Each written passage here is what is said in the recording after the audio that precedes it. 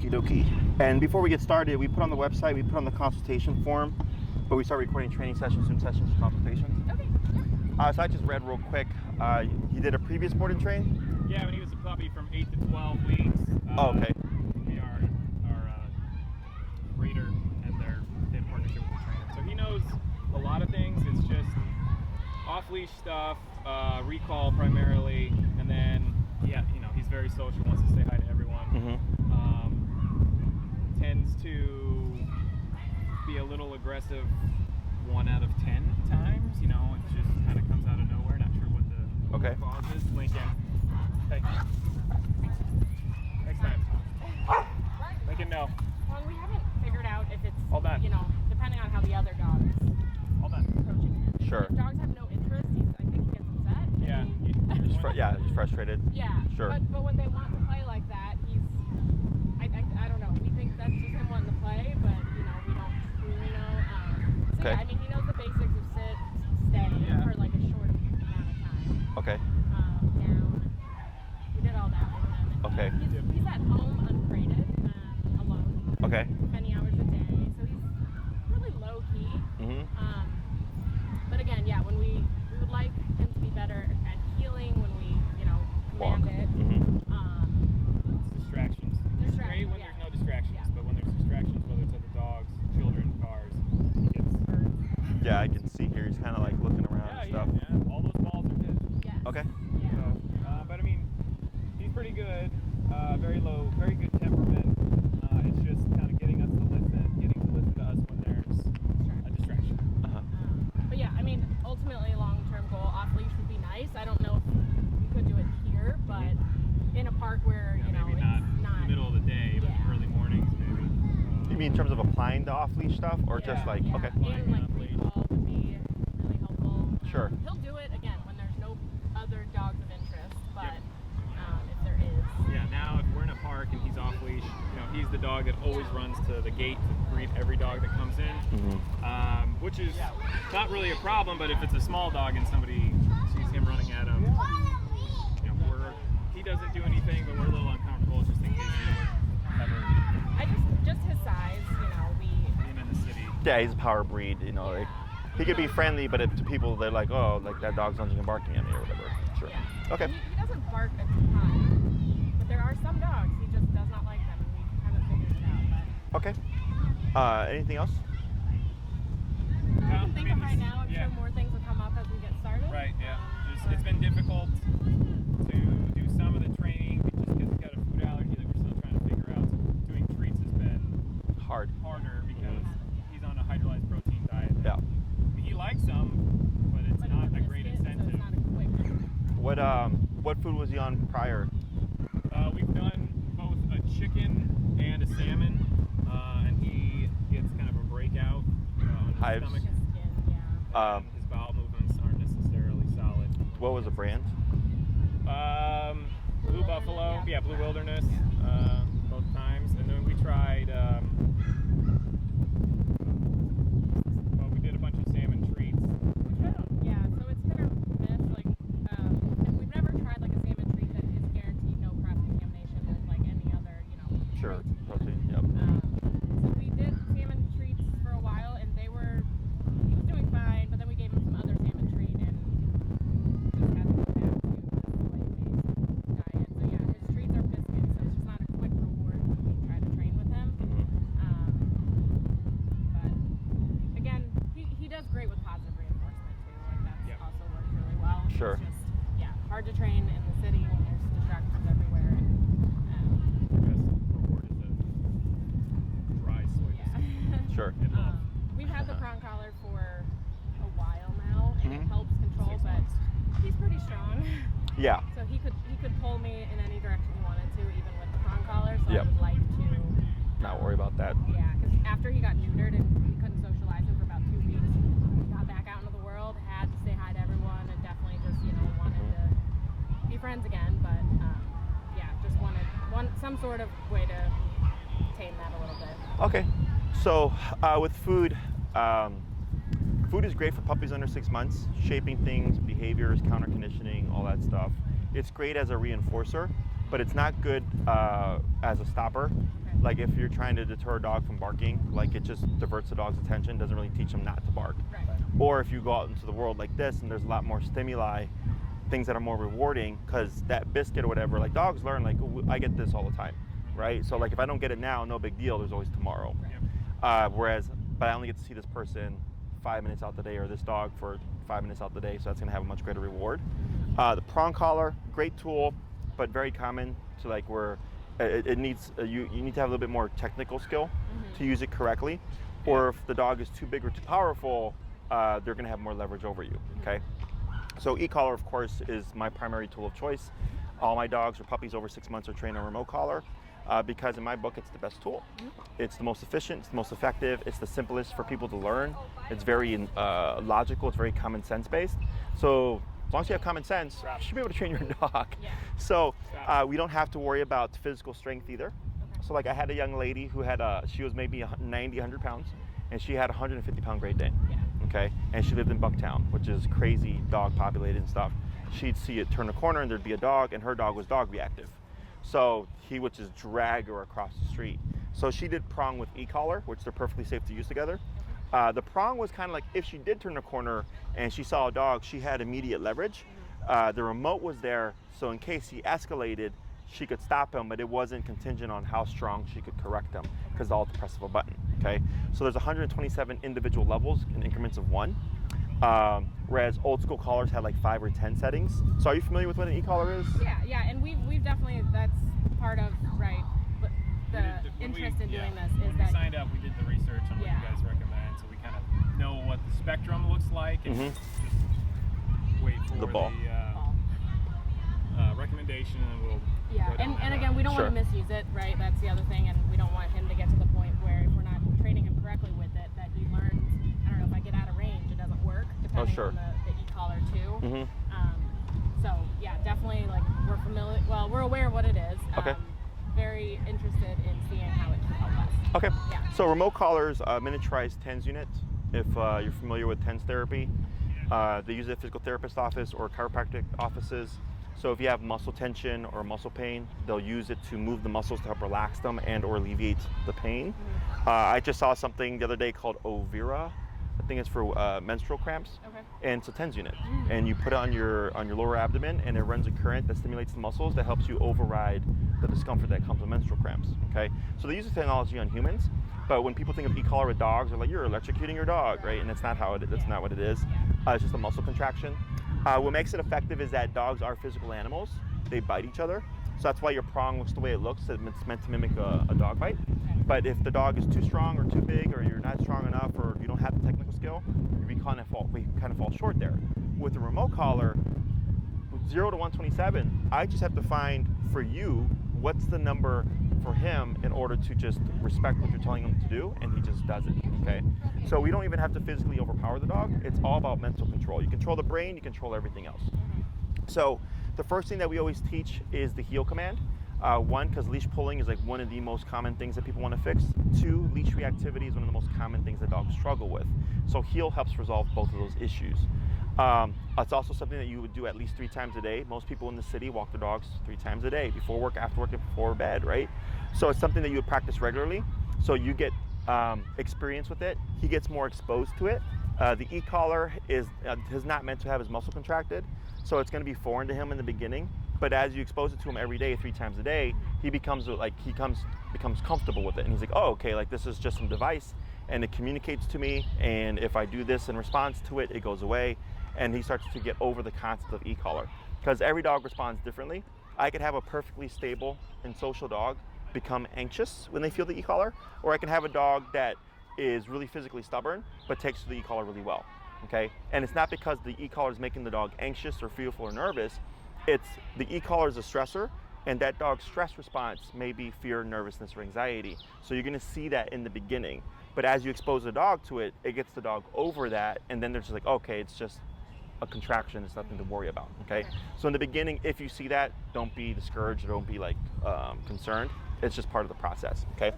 The other thing is, if we do get like for instance, the dog that just came from, not the one, just my first morning visit, was a first lesson, and that dog was very flighty. meaning when he felt the e-collar, he wanted to run away from it, which is not uncommon, right? So the owner's concerned, like, oh, like, making my dog run away. Yeah. I'm like, well, this is why we do training, right? And by the end of the class, he was walking towards the owner. He wasn't running away from it no more. And I told him, your dog's natural stress response is fear and flight. So if you didn't do e-collar and your dog is off the leash and something spooked them, your dog's gonna take off and now you have no means of contacting your dog. So I said, what we just did was, yes, your dog got stressed. We worked the dog through it and the dog learned that flight and fear was not an option. The dog had to perform the task. And I was like, and that's what makes it reliable. Because at some point, possibly something could happen and your dog's gonna go under stress and you're gonna have to work them through it. And we're doing controlled context right now, okay? So realistically speaking, should this happen in the future, you've already covered it.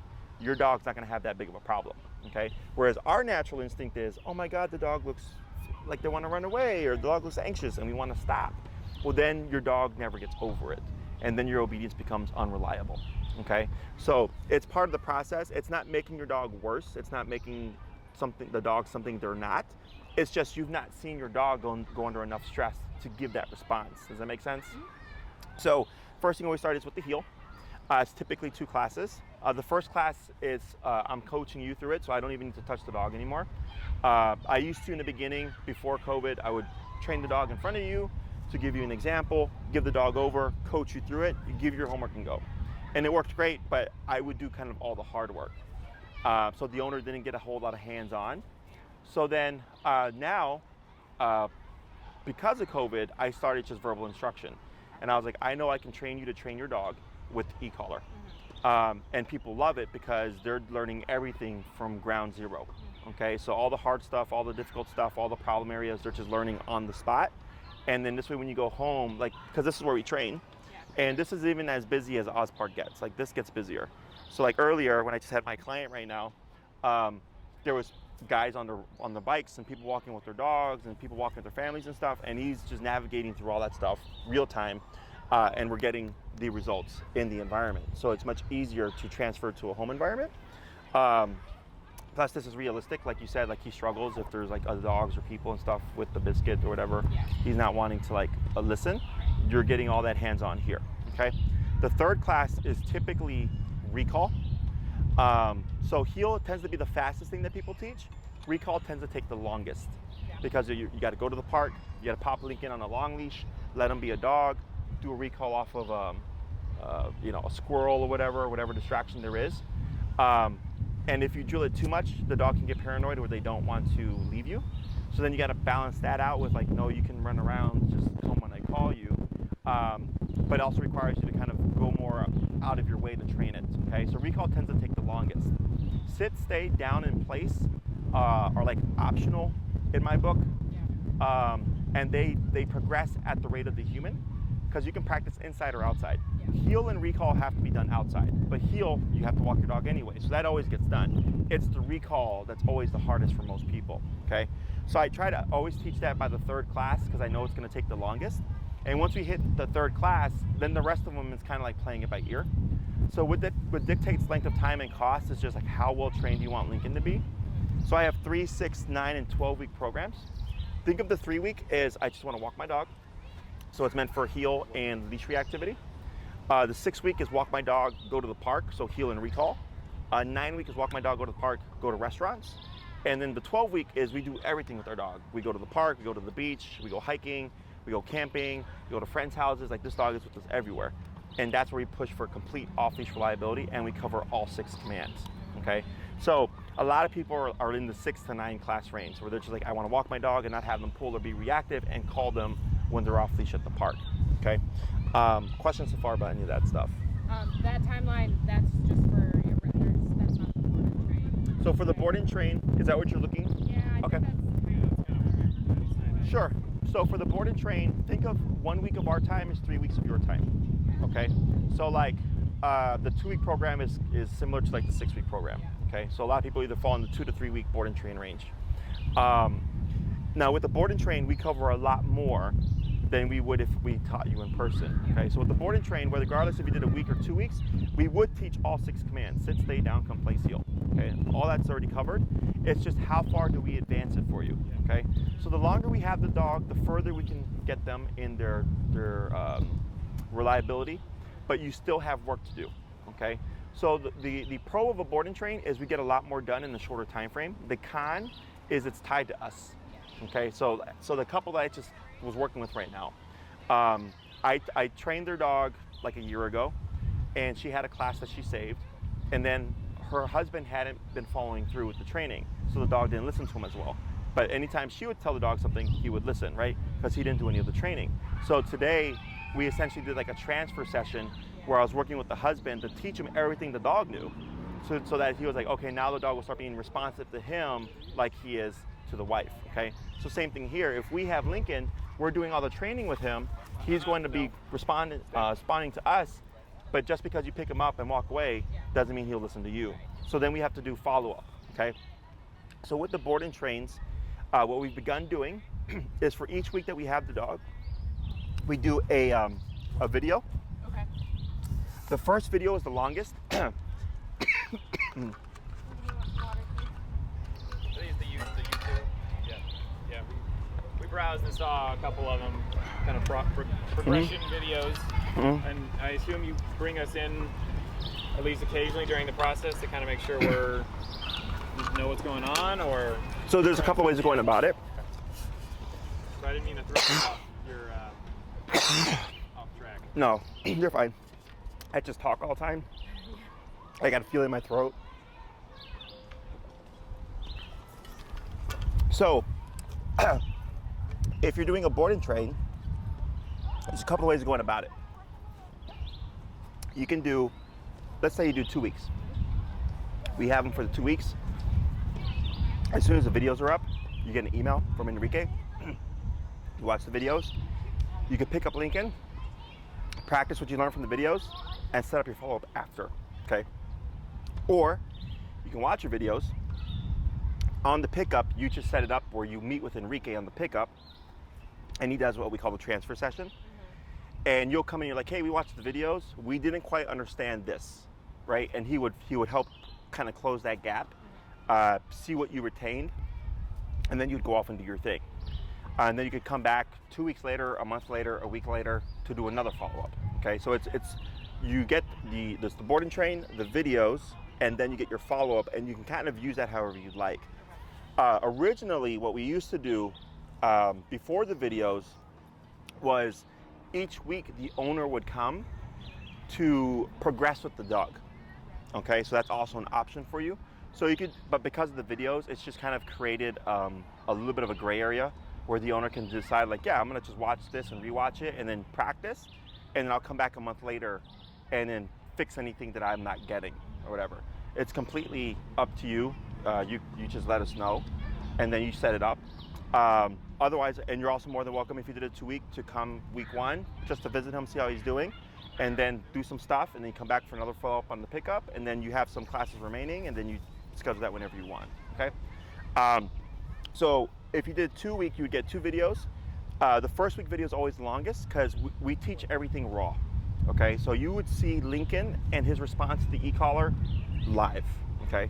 Because we want you to see how your dog responds and how we work them through it, because that's the most important part. We already know how to do that stuff, okay? So when you see it, like if the dog, like we had a dog that was very flighty, and Enrique would work the dog through it, and he's explaining it, so if the owner sees it and goes like, okay, it's not like I drop my dog one way and pick him up another way, like there's a more exact process. The week 2 video, you would see Lincoln's progression from week 1, where it's like maybe it was rough and he was like more stubborn about it, but then by week 2, you see him being like on a long leash and he's doing 70% better or whatever. And then once you're ready, you'd pick him up and then do your thing. But we do that as a means of a resource that you can revisit and watch over and over again. And then if you have any questions, you just set up a follow-up, and then you do that with Enrique. Okay? Other questions?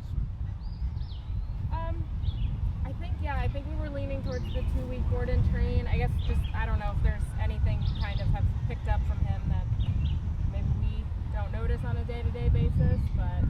No, I mean, he's definitely stimulated, but he's not what I would call overstimulated. No, it's when it's other dogs. Yeah. It's 100% other dogs. Occasionally cars, but it's like when it's raining and like the cars are really loud and like kicking cars and stuff. Sure. Otherwise, he's really relaxed.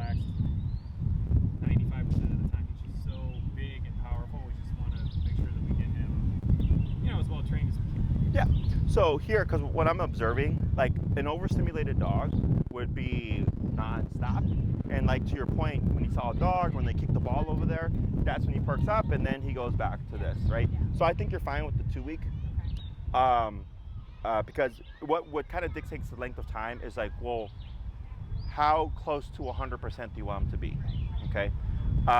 And then if we're dealing with behavioral issues, you know, so if we have a dog that's like dog aggressive and they want us to socialize the dog, well, we don't do that day one. We need at least a week with the dog to get them in a good place. Then by week 2, we start to expose them. And then it just depends on how much exposure they want us to give the dog. So if they just want simple, then we do 2 weeks. If they want more, then we do 3. Yeah. But if the dog is social, it makes things a lot easier. It's just obedience, because obedience is superficial. Sit, put your butt down. Come, get over here. That's it. Yeah. The behavioral stuff is where all the work comes in. Right. Yeah, I mean, he plays with all size dogs. Even the small ones, he kind of plays down to their level, I'd say. He may have been over socialized. Yeah. Sure, that he just thinks like every dog is like, Every dog is his best friend. exactly. Yeah.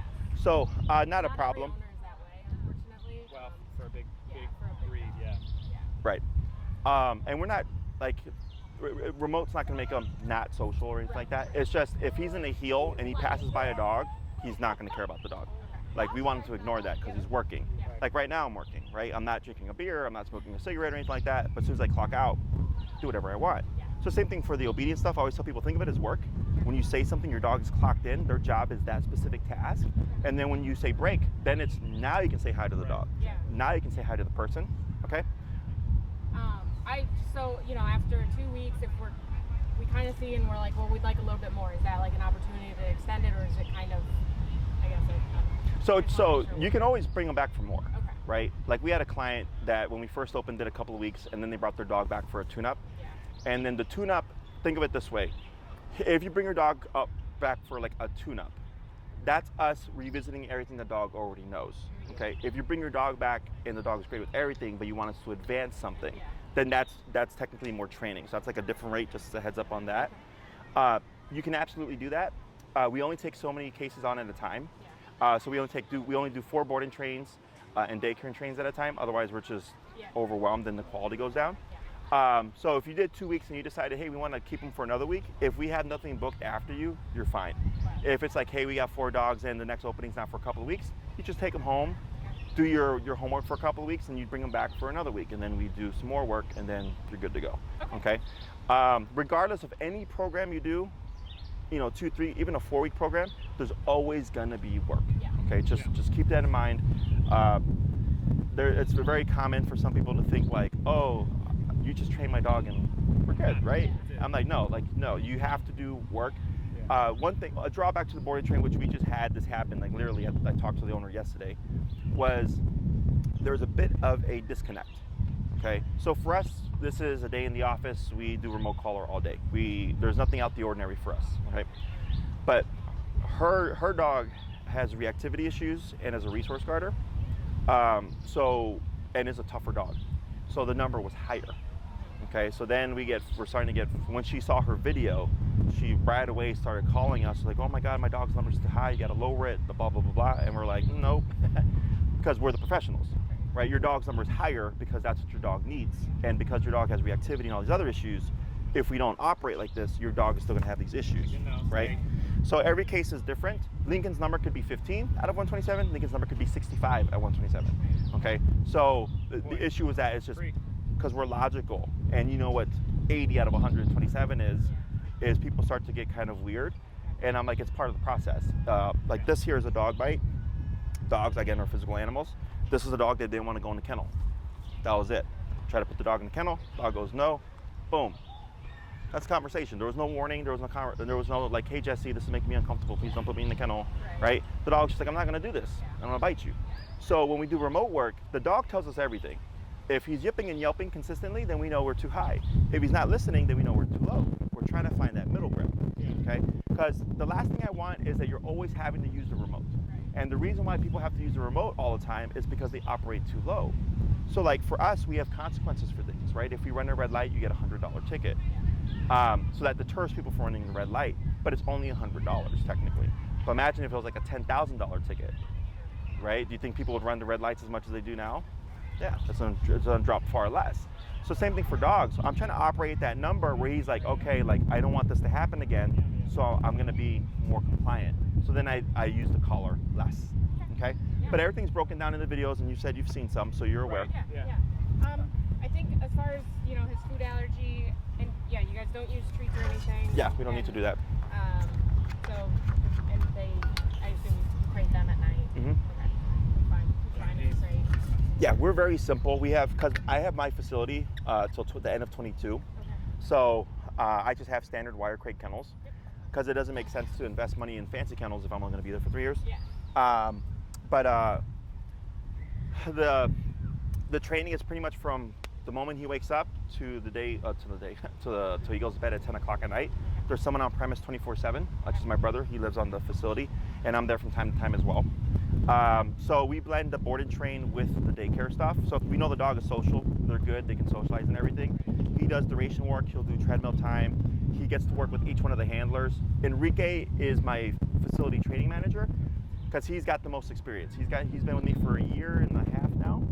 So if you were to call and ask about his training, the handlers wouldn't answer any questions because they're not trainers.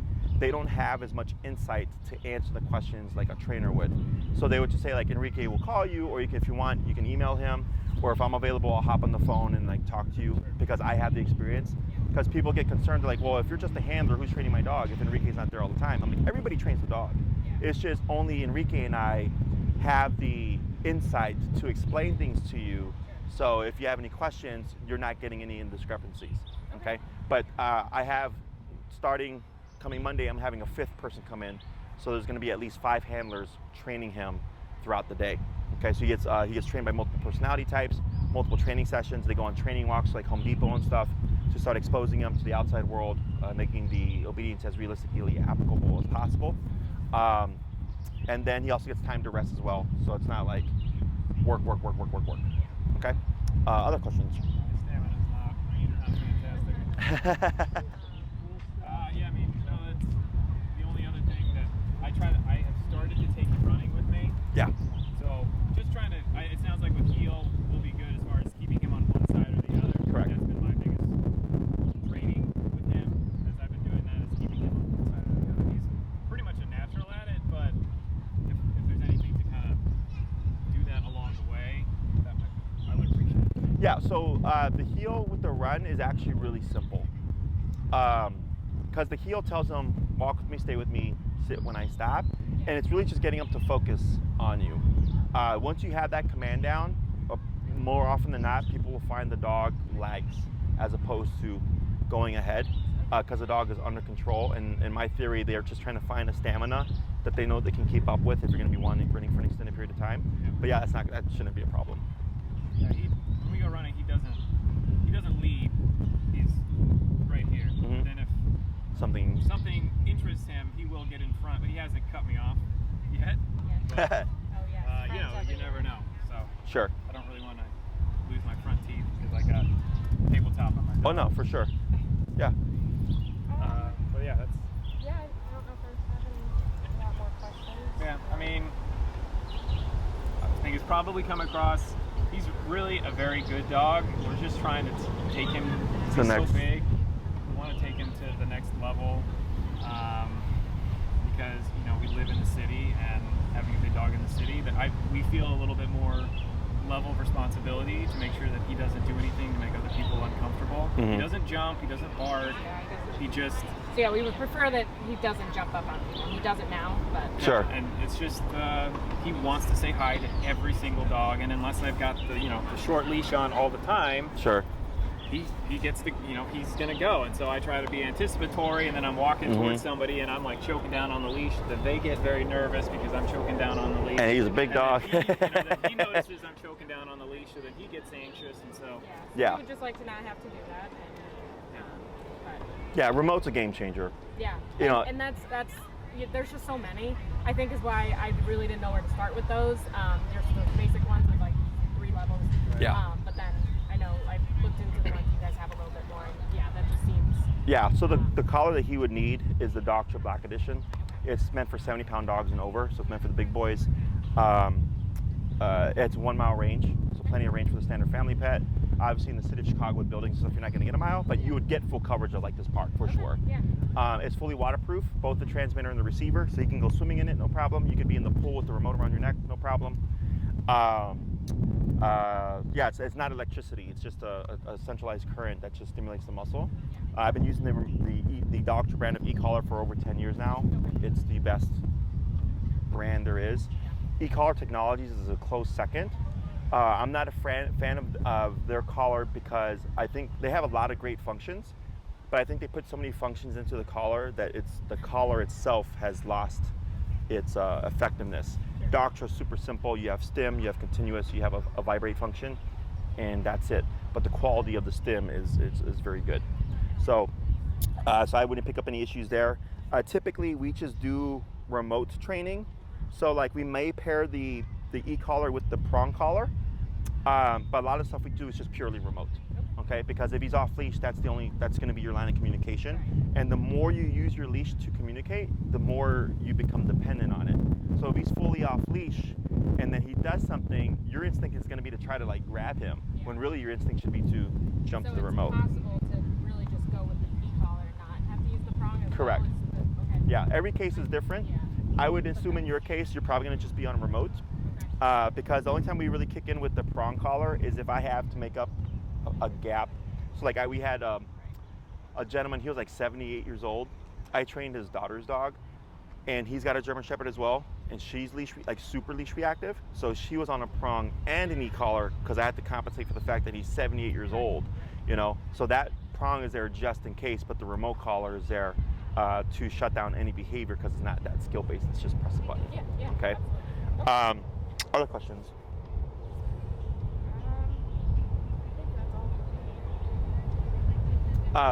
When it comes to the booking process, you wouldn't deal with Maria, you would deal with Kim. Okay. She's my kennel manager, because Maria's sole job is just my schedule, because I have like 40 clients. So cancels, reschedules, new clients, consultations. So Kim handles all the boarding facility stuff, board and trains, daycare trains, and everything like that. So she's essentially Maria, but for the facility. Okay. So Maria would most likely send you an email saying, "Hey guys, passing you off to Kim," and then Kim will get you situated with your dates and stuff. Now, when he does his B&T, are you guys going out of town? Are you still like in town? Depending on schedule, yeah, but we have one, call it a long weekend in late July. Okay. How far out your schedule? For the boarding trains, I know we have a lot of daycare and trains coming. I think boarding trains we're good. Okay. And then if you just give Kim the dates, she'll just lock it in. So then you're like, you can just put the dates in and not have to worry about, oh crap, now like you're booked up. Okay. So I think, we've got a like date 4 late days. of July. So it's not like we're gone for 2 weeks. Yeah. Gotcha. We'll be around. If anything, if there was something we needed to. Would it probably be easier, I think we were talking like, obviously, be out of town at the beginning of his training with you, and then be primarily in town towards the end. So Yeah, because if you dropped him off and went out of town, by the time you came back, you know, he'd probably be good for the first follow-up if you want to do the follow-up during the training. We've also had clients that just want to visit their dog, make sure they're in good health. I don't have a problem with it. You would just let us know, like, hey, can we visit Lincoln? And then we'll say, sure, give us a time or whatever. And if you've not done any follow-up, just a heads up, is don't expect any change. Until you do your follow-up, it's going to just be Lincoln, okay? Until we transfer that stuff to you, because it's happened where people come to like, have you trained my dog? And we're like, yes, but like we said, until we do the follow-up, it's not gonna seem that way, right? And then we've even had clients who have did their follow-up and then would come back and like take their dog for an hour and just practice stuff and then bring the dog back. And I'm like, I'm cool with it. Just let us know so we can plan our training around what you're gonna do with the dog. But I'm pretty open to it. We don't, like, you taking your dog for an hour is not gonna impact the training or anything. It just kind of helps you learn like what he's learning, but you just have to have had either watched the videos or done some follow-up session in order for that to transfer. Okay. Other question? No, I think that covers almost all of it. He likes you. And I guess, I mean, he's pretty good with drop, but if it's a really good tasting stick, he doesn't like to a release command. So that'd be something that would be helpful as well. Yeah, when you talk to Kim, because so what we cover: sit, stay, down, come, place, heel. 6 basic obedience commands. And then if you have a special request, like for instance, like jumping on people or whatever, you would just tack that into the email and say like, this is what we would like, aside from the obedience, if you can cover this, which those are pretty standard. Okay. Jumping and like a drop it command is not difficult. Yeah. The only issue with the drop it command is when you start to put pressure behind things, you might see a dip in drive. So like, let's say he's got great ball drive and we start applying remote there, he's gonna start losing interest in the ball. Okay, so we may not have, exactly, we may not have the time within 2 weeks to get him completely over it, but you would get a video and then you would just pick up where we left off, and then over the course of a couple of weeks or whatever, you would see him come back, and then you would have not only the drive, but the control of getting him to release something. Okay, but that's usually how that works. He does it. Oh yeah, again, 50%, 60% of the time he drops, but it's without being able to really trust him, whether it's on a long lead or off leash. I'm not throwing it very far, so he doesn't really get as much enjoyment as he should. Sure. We have a roof deck that's probably the 30, size of a tennis 35 court. feet long. Like standard. Yeah, it's like, okay, so it's about that long, so he gets to run that. Mm-hmm. But as far as like in a park, he doesn't get to chase the ball in the park too much. Yeah, the remote collar, it may not seem like it, but allows you to do this safely, and I have to worry about like, is my dog going to take off or whatever. So it's going to open up his world a lot more. Okay. Yeah. No, I think, I mean, I would probably rather that walking him than a crown collar. I mean, I know to some degree it being both, and we've just been relying on this and it's worked. But yeah. Yeah, our other trainers swore by the ball. Yeah. I mean, it's a great tool, but it's It only works when you're. Well, for off leash things, prong collar is not helpful. yeah, because you got to take the leash off. So. Yeah, so you're limited there. But here, nothing out the ordinary, pretty standard case, social dog, big dog, just needs some formal obedience stuff. So. Handsome dog. That was the next thing I was gonna say. Other questions? I think that's all I have. So yeah, we'll keep an eye out for Maria's email that transfers to Kim and get some dates. Yep. And I mean, who knows? We might even do it earlier. But Sure. That's kind of the timeline we were looking at, but depending on what you guys have available. Yeah, as far as I know with the board and train stuff, because it usually comes in waves. Like there was a couple weeks ago, we had like 4 board and trains and like 4 daycare and trains, and we were just like swamped. And then like it dipped down. Then we had like a daycare and train, and then it's picking back up again. So yeah, as long as you get your dates in, it's fine. So we just start planning ahead and know not to overbook ourselves. Okay. Yeah. Anything else?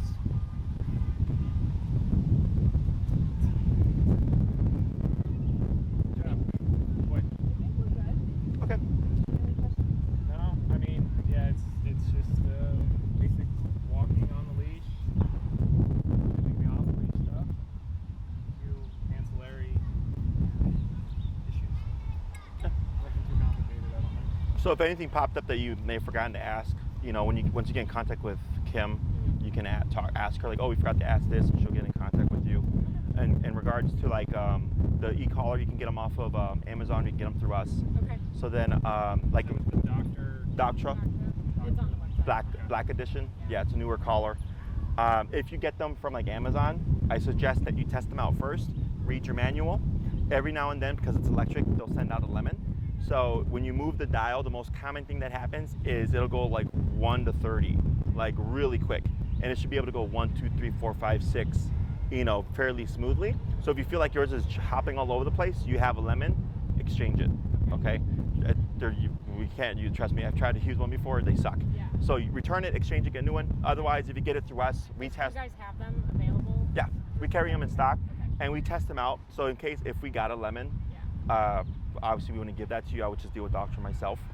And then we always give everybody 30 days. Like let's say we did the board and train, you left, and then a week after the board and train, you're noticing issues with your collar. You'd bring it to us, I give you a new one, and I deal with Doctor myself. If it's after 30 days, you would send it to Doctra, and then we can borrow you a loaner collar in the meantime, because it usually is like a 2-week, 3-week turnaround before they send it back after the repair. But it comes with a 1-year warranty. Okay. Okay. Yeah. Anything else? That's it. Good. Yeah. Cool. So it was a pleasure meeting you guys. Yeah, very informative. Thank you so much. Yeah. We'll definitely